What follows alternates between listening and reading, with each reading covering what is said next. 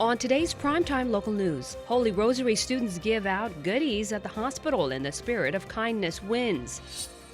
And Lakeland College receives $4 million, the largest donation in the school's history.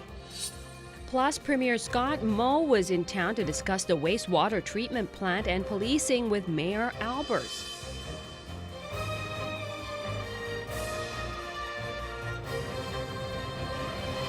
Primetime local news, serving the Lakeland and Midwest regions. Good evening, I'm Judy Gabriel. Thanks for joining us. Today's Pink Shirt Day. People around the border city have put on pink shirts for this National Anti-Bullying Day. Pink Shirt Day started in 2007 when two boys in Nova Scotia noticed another boy was being bullied for wearing a pink shirt. They then passed out pink shirts for other students to wear in support of the student who was bullied. Pink Shirt Day has now grown and people across Canada now take part. It's a wonderful thing to help to show support to those who are victims of bullying or who have anything to do with that. And I think it also goes to show that preventing bullying is a huge thing that everyone needs to take a part of. Lloydminster Co-op have put on the Kindness Wins campaign for the past 10 years in support of Pink Shirt Day. They sell pink shirts and have donated thousands of dollars to local anti-bullying programs in Lloydminster. A lot of teachers are wearing them, which is wonderful, and I would like to see a few more of the student body wear pink shirts like this. And I think it's great because it supports our local grocery store co-op as well, because that's where you can buy these shirts, and I think it's just overall a wonderful program. Students at Lloydminster Comprehensive High School had a nice day today by receiving kindness rocks in the hallways. The Hero Club at the school had its members paint kind messages on rocks and hand out throughout the school for Pink Shirt Day. The club believes the rocks send out an important message and helps brighten days. I think that it's important to show that there's always someone there that you can talk to if you're in a rough spot, and as someone who has been in one personally myself, I feel like it is important to have people to talk to about what's going on in your life. Whether it's a bad day, you're being bullied, just talk to someone. A couple of examples of the rocks that were given out had messages like "Be strong and follow your dreams." They hope this will let students know that the school is a positive environment for everyone to be in, and hope to put an impact on someone's day. In today's society, there's just so much negative around. There's so much bad things happening, and there are still good things happening in the world. You just gotta look for them, and being positive and spreading kindness is a great way to influence others positively. Yesterday, ahead of Pink Shirt Day, students from Holy Rosary High School visited different places around the border city to spread kindness. Our Jasmine King has more. Chocolate? Yeah. Fun little bracelet. Each year, Holy Rosary students go out and spread kindness to those who may not always be recognized for what they do. We're just kind of at the hospital, we're at the mall, we're all around town spreading hot chocolate, goodies, cookies, anything. Just spreading a little kindness and just to spread awareness about Anti-Bullying Day and Pink Day tomorrow. For the students, they realize that spreading kindness and promoting anti-bullying can make a huge difference. It's so great to see the smile on people's faces, and like one of the nurses said, we made her day, and it's important to spread that kindness so other people spread that kindness as well. I think too that just I had experience with bullying when I was a little girl, and I always wish that there was someone like what we're doing for me, so I think that it's really important to just let people know that there is people out there that are so kind and want to spread that kindness. The group that went around Lloydminster saw firsthand that simple and random acts of kindness can change someone's day in just a second. You never know what anybody's going through, and people could be going through the most awful time, and something like that could just make their life so much better. Exactly, and just think of how you would want to be treated, right? You'd want someone to do a simple act of kindness for you in the day. It really just makes a huge difference that we don't even see. Jasmine King, Primetime Local News. Well, bullying is something that affects everyone, especially young kids. Today, more than ever, youth are being bullied at school and online. Teaching students the steps to prevent bullying and what to do if they see it happen can make a huge difference in their lives as they get older. Students from Lloydminster Comp High School have been giving presentations to middle schoolers on what bullying is and ways to stop it. Abby St. John takes a deeper look in this week's Beyond the Classroom. Students from LCHS have been giving presentations on anti-bullying to younger students before they reach high school, so they have an understanding on what bullying looks like and how to stop it. Honestly, seeing movies and stuff like that, you think that could never really happen in real life, but it does. It happens all the time, and so the best thing to do with bullying is to stop it when kids are younger and get the message into their heads that it's not exactly the best thing to do. And if you were in the victim's shoes, then you wouldn't feel the best. So when they go to high school, they know not to bully, and if they do see bullying, to step in and intervene.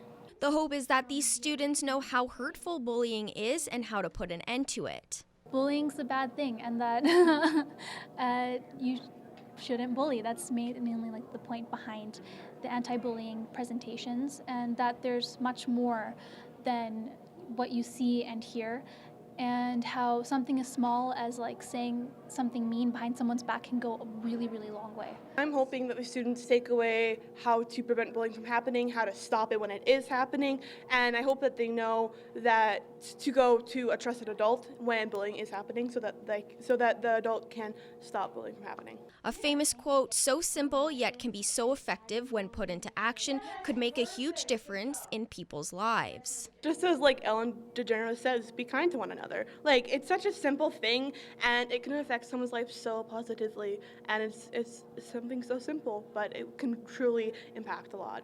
For this week's Beyond the Classroom, I'm Abby St. John. Take Lakeland College for a test run during their 2020 program information sessions in mid-March. Lakeland College, leading learning since 1913. Saskatchewan Premier Scott Moe stopped by the border city yesterday, meeting with City Council and discussing the planning for the wastewater treatment plant. Eric Bay has more on the Premier's visit. Lloydminster's new wastewater treatment plant was the focus of Premier Scott Moe's trip to see the integrated project delivery plan in action. IPD is a method where all the contractors work together in the planning process to try and cut down costs and create a more efficient building. Very, very innovative. First time I believe that it's been used in this type of a project, and really looking for not only good value for the investment that is being provided. This is a significant investment by the federal, provincial, and the municipal governments here in Lloydminster, but also to ensure that the quality of the project. The Premier continued to talk infrastructure while in the city, discussing the topic with Mayor Gerald Albers. He indicated that infrastructure is something they're looking at, and I'm looking forward to the provincial budget actually to see where that commitment continues to move forward in Saskatchewan, and hopefully we can address it with the government of Alberta and build a project for that 33-cent dollar with three partners, the provincial, the federal, and the municipal governments. Members of City Council also met privately with the Premier, voicing concerns about EMS services in the city and policing. Those were the two major discussion points. He certainly understood them and certainly gave us the commitment that he's going to investigate and have some further discussions in Regina, because it's important that the ministers be involved. They have some of the information. We brought the Premier up to speed, and we hope that that will lead to some action from that perspective. The Saskatchewan provincial budget will be released on March 18th. Eric Bay, Primetime Local News. Yesterday afternoon, Lakeland College was gifted the biggest donation in the school's history at $4 million. Our Jasmine King has more on the impact this will have on the school. Students of the Animal Science Technology Program and members of the Board of Governors attended the presentation where it was announced Lakeland would be receiving a donation of $4 million from Canadian rangeland bison and elk. It's humbling, and it's an experience that's just something hard to imagine. We dreamed a lot about a student-managed ranch, and to be able to have individuals like Armin and Rita who have future visions that help to make a dream really become reality for Lakeland College is beyond comprehensible right now. Armin and Rita Mueller, owners of Canadian rangeland bison and elk, have lived near Bentley, Alberta for 40 years. They're originally from Switzerland, and they visited Lakeland last spring regarding a possible donation for the school. Once they saw the potential the school had for establishing a bison herd, they were interested.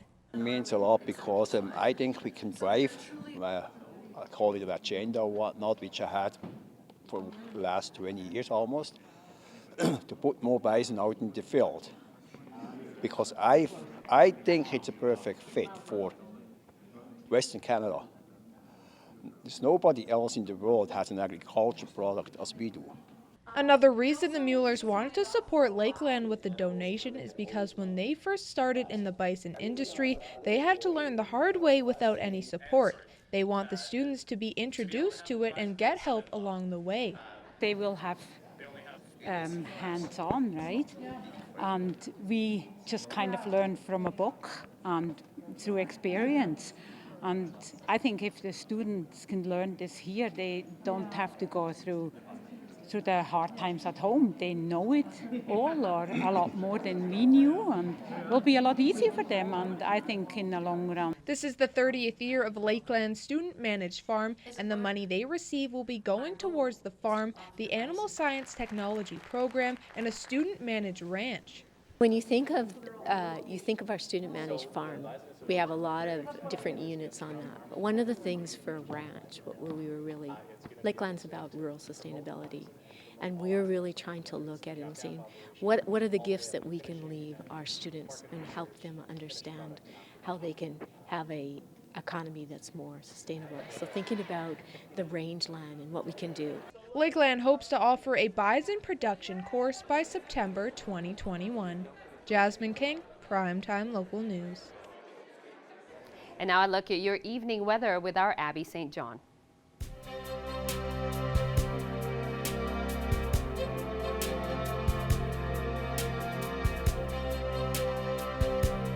Thanks, Judy. Taking a look, it's currently 0 here in Lloydminster. We've had another fairly nice day out today. Mix of sun and cloud currently, with the winds coming in from the west at 23 kilometers per hour. Across Alberta, +3 in Cold Lake and Athabasca, 6 in Edmonton and Edson and out in Jasper, 5 in Whitecourt and Rocky Mountain House, and 1 out in Red Deer. And on the Saskatchewan side, -1 in Meadow Lake, -7 in Prince Albert, -8 in Melfort, -5 in Saskatoon, and -6 out in North Battleford. Overnight in North Battleford, there's some chances of some snowfall overnight tonight and into tomorrow, with the temperature dropping to -9, and that wind will be coming out of the west at 7 kilometers per hour and then picking up to 11 kilometers per hour tomorrow, with a daytime high of +1 and a mix of sun and cloud. In Cold Lake overnight, the temperature will drop to -7, and that wind will be coming out of the west-southwest at 9 kilometers per hour and picking up to 19 kilometers per hour tomorrow, coming in from the west, with a daytime high of +4 with a mix of sun and cloud, and there is a bit of a chance that we could see some snowfall tomorrow morning.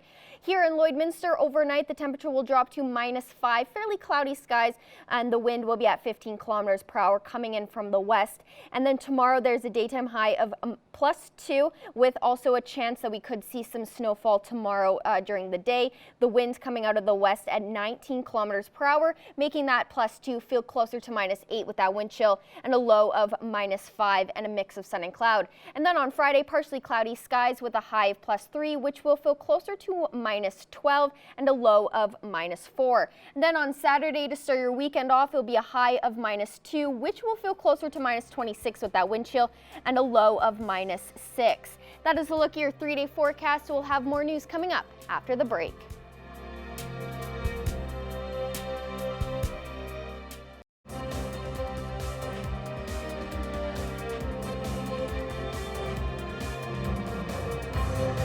Welcome back. The Heritage Building is looking for a new owner. City Council is directing administration to put the building up for sale. Council unanimously agreed to put the building up for sale, with costs of renovating being too high for the city to pay. You know, when it came down to spending up to $3 million plus or minus on getting that up to code for city uses, what people don't realize maybe is that because that's in a public building, it falls under a different set of codes. If I bought that building personally, I wouldn't have to have it to that necessary to that standard. So, you know, it shouldn't be a deterrent to anybody looking to purchase a building. It was a deterrent to the city for the public use reason. Council decided against renting the building, believing the price to rent it wouldn't cover the investment. Chances are it won't be, because if you want to be competitive at all and charge fair market value for that property, then you're going to be taking a loss on that building. So now you're taking a loss on a property that otherwise those individuals could be renting from a private developer, and now they're renting from the city, and that loss is covered by property tax dollars. So I just fundamentally disagree with that proposed idea. The building sales agreement will be reviewed at an upcoming council meeting. A small town school put on a tournament to celebrate reading and the benefits it has for kids. Our Montana Getty has the story. For the past 20 years, E.H. Walter School in Paradise Valley has had guests, including myself from PTLN, to come in and read to the children. This year, they changed their format a little bit. We decided that we were going to do a tournament of books. So actually the teachers are reading to them and they're rotating around classrooms. So that's kind of a cool experience for them to have their old teachers or to have new teachers for a short period of time reading their favorite stories. We just all picked our favorite book and the kids have to do a vote, and so it just gets them more engaged in reading. Mrs. Oldenburg let us know what the purpose of this day is and why it's important to them. Today is to celebrate reading and literacy, and that the kids are so lucky to have an education and to be able to celebrate reading. Since reading day is for the kids, we asked a 6th grader what his favorite part about the day is. It's pretty fun because we don't have to do as much work, and also I like reading too, and there's a lot of fun books. So. After a full day of reading, the kids vote for their favorite book of the day, and the winners' names are put up on the bracket on the wall. Montana Getty, Primetime Local News. And now here are your stock market prices for today.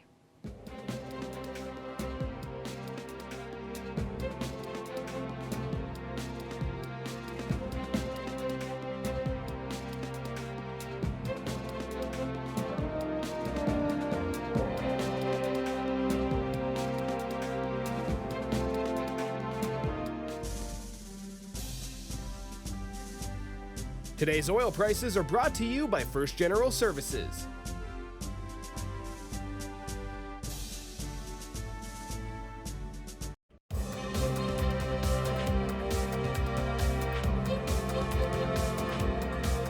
With the Bobcats season almost at a close, the team hosted their annual awards night. Our Evan Kenny has more on the highlights from last night. Last night, Rolling Greens hosted the Bobcats Awards Night. The night included food, a raffle, and of course, awards. And while the food was good, what the players were really hungry for were the awards. The big winner of the night, Chance Adrian. The players selected and voted on each award. I think that speaks very highly of what they think of each other, and also it gives them opportunity to reflect a little bit. And team most dedicated player, team MVP was Chance Adrian. The only 20-year-old on our team. He'd been here for 2 years, one of 2 players that came back from last year's team, and just the impact he had on every day, from our young guys to the maturity in the community to anything that we needed done from a team point, he was there. Other award winners included Gunnar Kinningberg as top defenseman, local Javen Leslie as top scholastic player, and Max Stewart as the top rookie. 2 Bobcats players also got recognized by the AJHL. Sam Carpenter was on the league all-academic team, and Chad McLean was the team representative as a league ambassador. I've always been blessed with parents that go to school or go to work every day so I can go to school, buy me pencils, calculators, whatever it is. So, they put 3 meals on the table a day. So pretty fortunate for that, and I just want to help out the youth here because this town is so great, become a second home to me. Evan Kenny, Primetime Local Sports. And now for another look at your evening weather with our Abby St. John.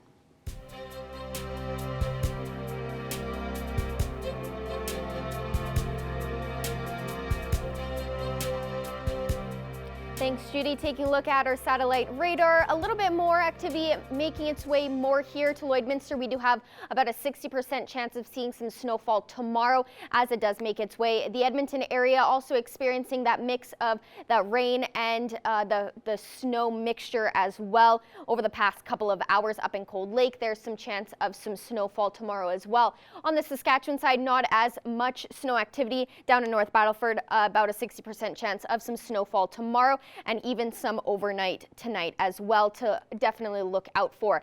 0 here in Lloydminster as well as out in Maidstone. 4 in Macklin, -6 in North Battleford, -3 in St. Walburg and Isle of Cross, -1 in Green Lake, +1 in Pearceland, and -2 out in Meadow Lake. On the Alberta side, 2 in Provost, 1 in Vegreville and in St. Paul, -1 in Marwayne and Vermilion, 6 out in Edmonton, 0 in Bonnyville, and 3 in Lac-La-Biche and in Cold Lake. And tomorrow here in Lloydminster, daytime high of +2, as well as out in Marwayne, 3 in Provost, Wainwright, Vermilion, Vegreville, St. Paul, and Bonnyville, and 4 in Edmonton, Lac-La-Biche, and Cold Lake. And on the Saskatchewan side, 2 in Isle of Cross, Green Lake, Meadow Lake, and in Maidstone, 4 in Pearceland, 1 in St. Walburg and North Battleford, and 5 out in Macklin. Overnight across the region, snowfall in Meadow Lake, Isle of Cross, Pearceland, and Paradise Hill. Clearer skies in Bonnyville, Murnum, and Wainwright, and then heavier cloud coverage in Unity and Provost. -6 in Meadow Lake and Bonnyville, -8 in Isle of Cross and Paradise Hill, -7 in Pearceland, -9 in Unity, -5 in Provost and Wainwright, and -4 out in Murnum. Your school day forecast for tomorrow at 8 a.m. it'll be around -4, and the sun should be out nice and shining. Recess time, it'll be around -2 with just a little bit of cloud coverage. And then it'll be 0 around lunchtime with a little bit heavier of cloud coverage, but that sun still should be out. And then by the time school is out, the sun should be back out, and it'll be around +2 with a low of -5. And then on Friday, partially cloudy skies with a high of +3 and a low of -4. To start your weekend off on Saturday, a high of -2 and a low of -6. On Sunday, a fairly cloudy day with a high of -8 and a low of -13. Then back on Monday, a 72% chance of snow with a high of 0 and a low of -11. On Tuesday, a 70% chance of snowfall with a high of -6 and a low of -11. And then on Wednesday, a fairly cloudy day with a high of -7 and a low of -18. That is a look at your 7-day forecast. We'll have more news in the question of the day coming up after the break.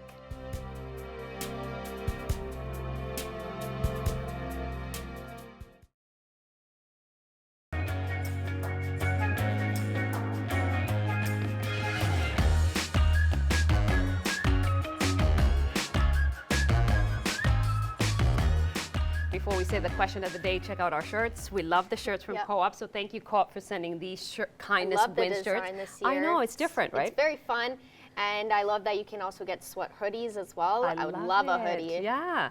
I like that the whole city. I feel like everybody's wearing one, but not everybody really. We should all have one. But today is Co-op Kindness Wednesday, of course. And the question was, how have you shown kindness, or have you received kindness in 2020? Mine was at the Tim Hortons. I was driving through, and somebody bought me a coffee, and I decided to buy somebody else a coffee. So it was kind of like passing it on and stuff, like pay it forward kind of thing, right? That has become, which I love, that has become a huge thing in the past couple of years. Everyone just wants to get in on paying it forward, and you know, some people don't even think about it. They're just like, oh yeah, I'll grab it, you know, no worries. And then the next person will be like, oh, that's so awesome, let's move it forward. Because when you feel good, you want to do good, and so having a day like this really showcases that, it feels good to do something nice for someone that you may not even know. Yeah, and it's so nice to have, to think, when you think kindness, people don't really think about it. It's the smallest tiny thing that makes somebody else happy. It's not necessarily you do some, big thing on one day and you're like, I did something kind today, but it's the fact that, you're sweet to somebody, or you're noticing that you have to be a little bit more, thoughtful in terms of what the other person feels and stuff like that. So that's nice that everybody's kind of celebrating because it could be as easy as just holding the door for someone. Like that can help. That goes a long way. And so it's so simple. Definitely. And what's sweet are these pets that you guys have sent. Thanks for sending these pet pics for a chance to win a gift card from the Pet Pad.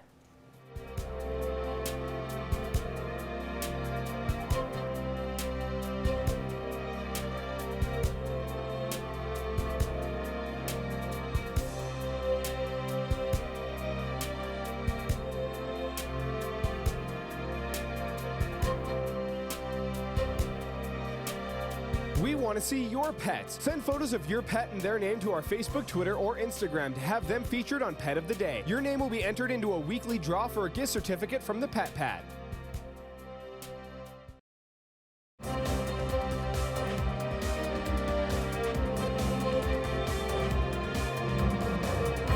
We are here with Charles Balenga, organizer of the Black History Month 2020. Thanks for joining us. Thank you, Judy. That is awesome. Let's talk a little bit about you, of course. How have you been part of the Black History Month? Obviously, this whole month has been Black History Month, and now we're at the very end of it, but you guys are celebrating. But how did you get part of this organization?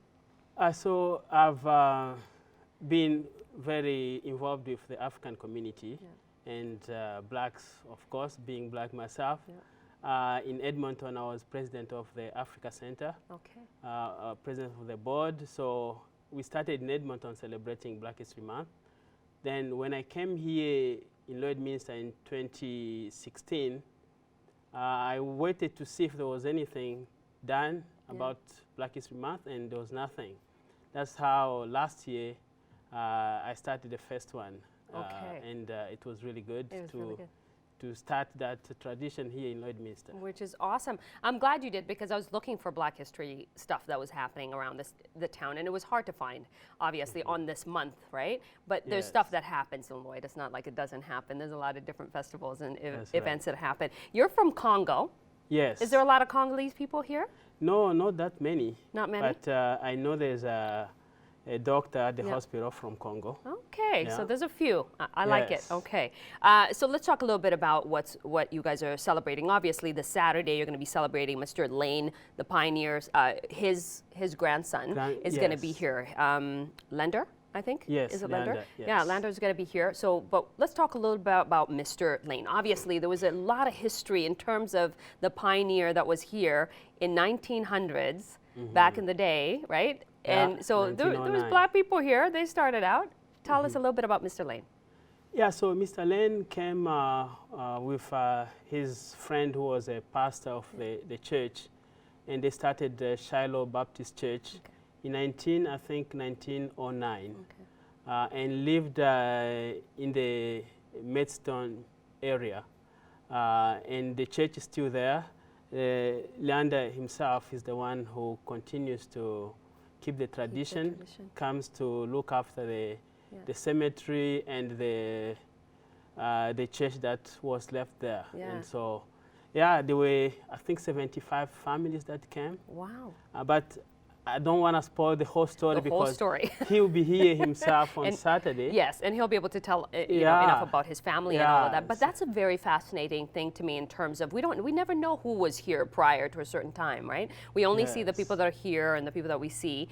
The history is rich. The history is great. I mean, there's a lot of people that were in this country, obviously, that make up this country, that have been part of this country, that are black. And Black History Month is a big deal. What does that mean to you? Why is it important that we celebrate this? Obviously, I know why. But you know, it's important to celebrate each one of us or any people, because I believe, actually, this is my saying, that a community that celebrates together lives well together.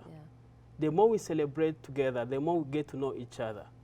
You know, it wasn't long ago when I was doing my internship as a pastor in Hana. Somebody came and asked me, you know, don't be offended, but I just want to ask you, is it true that in Africa you guys live on the tree? And so if somebody doesn't know, they don't know. So celebrating helps people understand the history, understand other people, and the more you understand people, the more you appreciate them and what they contribute. For sure. And I think also, when you think of Black History Month, it should be Black History Year. I mean, every day we should be celebrating this. There's so many different cultures and so much things that we can talk about in terms of, you know, understanding one another. The food, for example, is one thing that really connects people, and just learning each other's stuff. And I think it's really good that you guys are doing that. We want more of it, of course. So this particular thing that you guys are doing on Saturday, obviously you guys need sponsorship, and there's a lot of stuff, right, you guys were talking about. Tell us a little bit about that. Yeah, so we want to build on what we started last year, because we would like to see that the history is taught even in the schools. And there's a lot of commitment of time to organizing this, and even bring like Leander Lane himself and other people. So we want to see that it is a great celebration where obviously funds are involved, because to put all this together is not easy. There's renting of the place, and so much. Yeah, any way people can help us to organize Black History Month. Like next year, we want to do not just one event, but have different things in a way to help the community understand who the Black people are, what they have done. I mean, Black people have done a lot here, but do people really know that? Yeah. No. Yeah. And you mentioned about schools as well, too. I think that's an important thing in terms of getting that into the schools and getting that educational aspect of it. Yes. And the amount of people that have done great things here. Yeah. Yeah. Yeah, It would be yeah. nice. So, you know, last year, I remember when we did it last year, I just gave some questions to people, and not many people could answer those questions. Like, what's the name of the first Black governor of Canada? And no one could say anything. General governor, people didn't know. Nothing. Yeah. So, but she's a Black person. She's actually the one who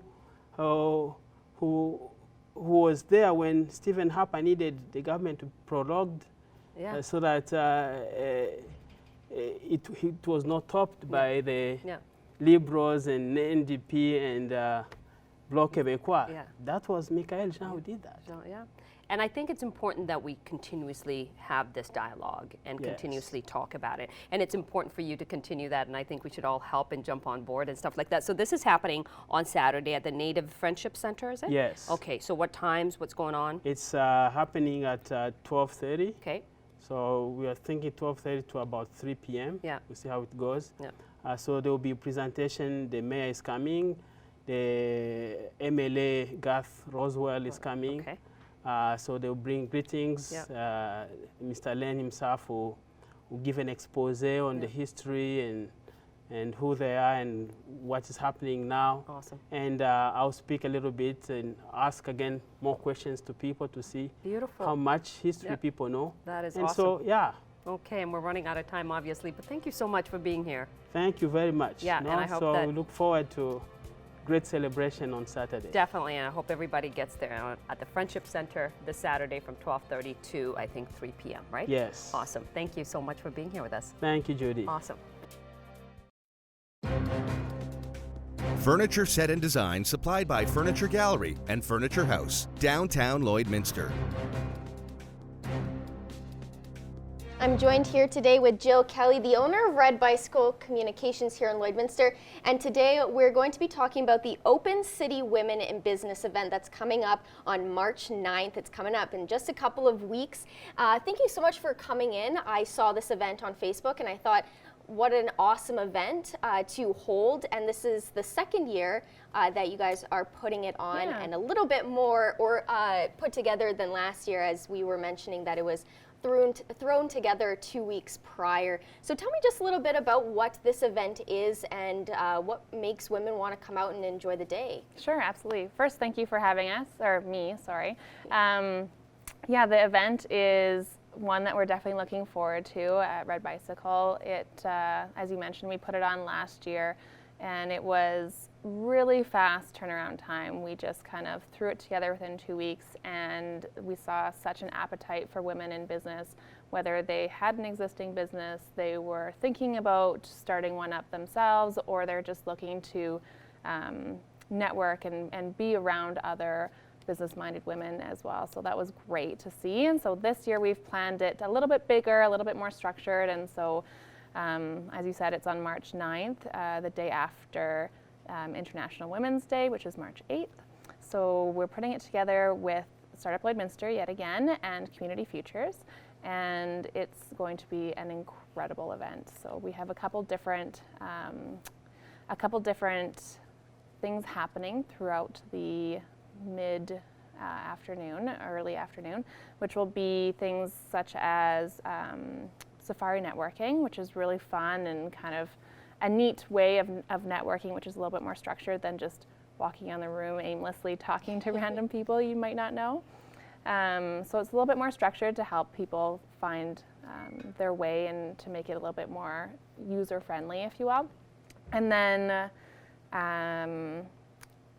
Fishbowl, which is my favorite thing I'm looking forward to the most. It starts with a panel of women who will be asked a question, and then it kind of evolves organically. So anyone from the crowd can just jump up and join and replace one of the existing women, and it just kind of becomes this natural conversation around the subject at hand, which is women in business. So I'm looking forward to how that unfolds and unveils itself. And then after is called Storm in a Teacup, which is where different businesses will be available to network with. So you can talk to somebody if you have marketing questions, or if you have like where's the best spot in town to open a XYZ shop.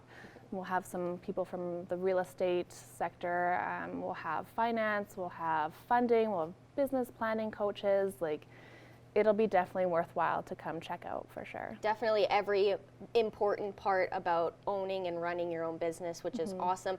Now, last year when it was thrown together last minute, you still had a very, very good turnout.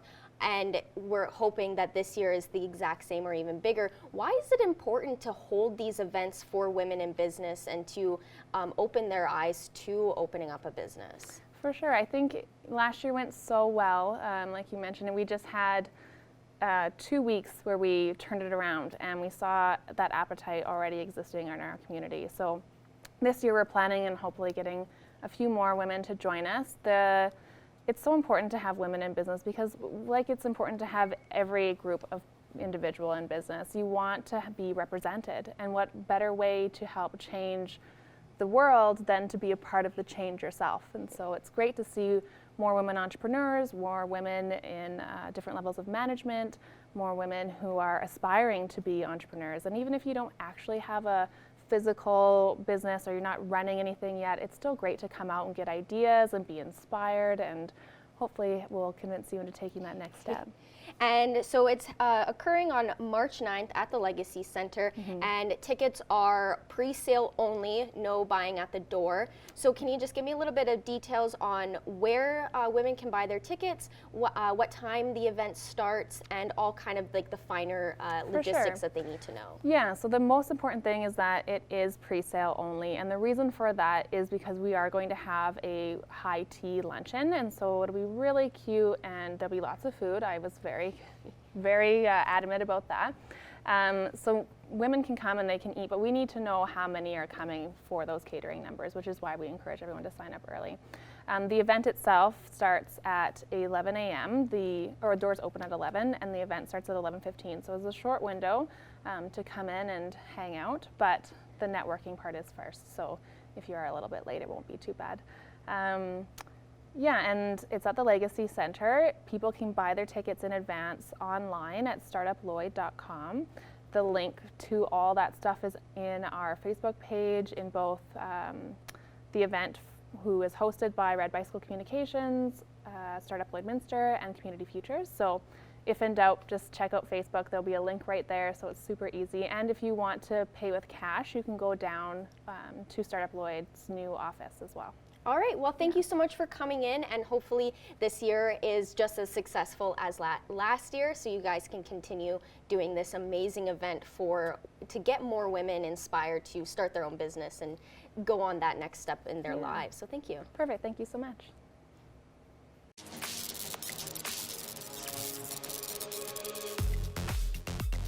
Hey, it's Justin Marshall, Hot 101.3 and Boom 95.3 radio stations around the Lakeland, and here's what's happening in the area. Well, coming up on Thursday, that's tomorrow, February 27th, from 5 until 10, it's Tip of Pontiac night.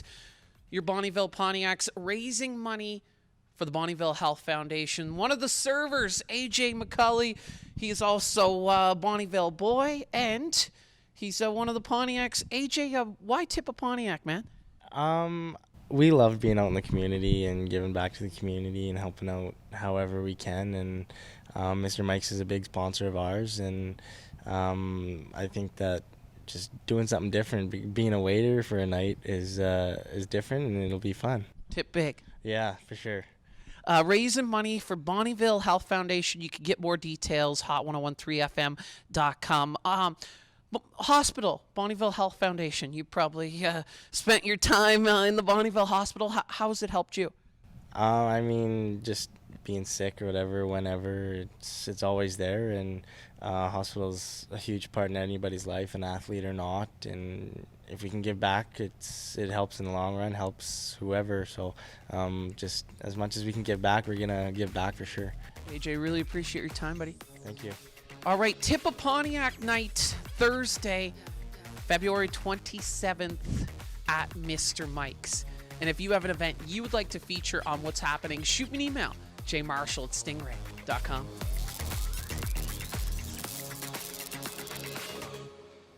And that wraps up our show. Thanks for watching, everybody, and we'll see you again tomorrow.